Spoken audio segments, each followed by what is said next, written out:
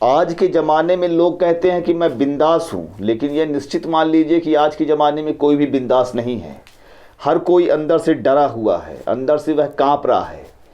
आज मैं एक ऐसी घटना आपको बताने जा रहा हूँ जिसे जब मैंने पहली बार देखा था तो मैं भी सोच में पड़ गया था। मेरी भी सोचने और समझने की शक्ति एक पल के लिए शांत पड़ गई थी।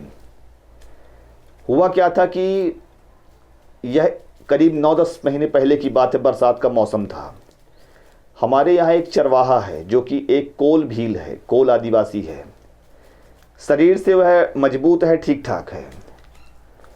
वह गाय चराने के लिए गया था, और जब गाय चराने के लिए वह व्यक्ति गया, वह हमेशा नंगे पैर ही रहता था।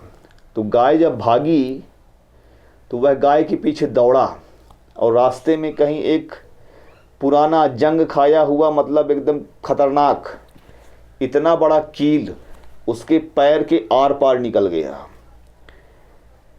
ये छोटी मोटी चोट नहीं है, पैर के तलवे की आर पार कोई चीज़ निकल जाना बहुत बड़ी बात होती है। ठीक है, शाम को उतने टाइम मैं नहीं था, शाम को वह मिला, लंगड़ा के चल रहा था। मैंने पूछा भाई क्या हुआ? उसने पूरी घटना बताई कि मेरे पैर में कील गड़ गया है। मैं पहली बार देखा। हमारे लिए अगर छोटा मोटा कोई चोट लगता है तो हम लोग डर जाते हैं, मतलब आज के डेट में सभी कोई डर जाते हैं।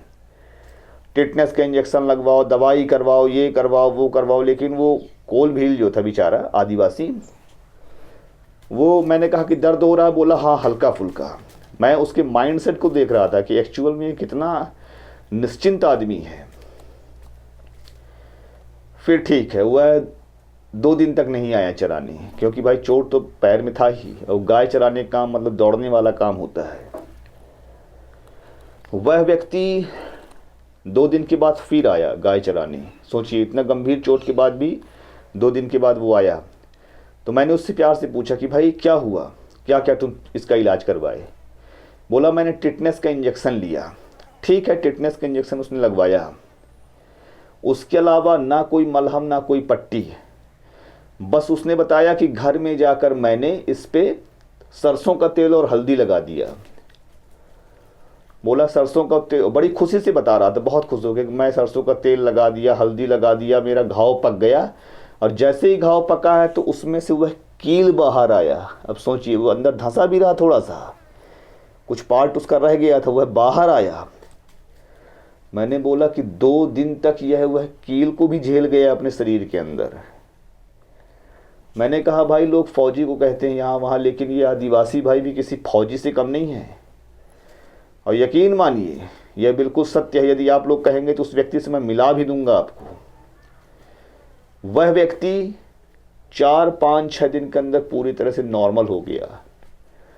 मैंने कहा भाई कि इनका इम्यूनिटी सिस्टम तो बहुत ज़बरदस्त है, साथ ही इनके शारीरिक शक्ति के साथ साथ मन भी बहुत निश्चिंत है, इसलिए इतने बड़े बड़े चोटों को भी ये आसानी से झेल जाते हैं। उस दिन यकीन मानिए, धन दौलत बाकी चीज़ों को हटाकर एक मनुष्य होने के नाते मेरी आदिवासियों के प्रति बहुत इज्जत बढ़ गई।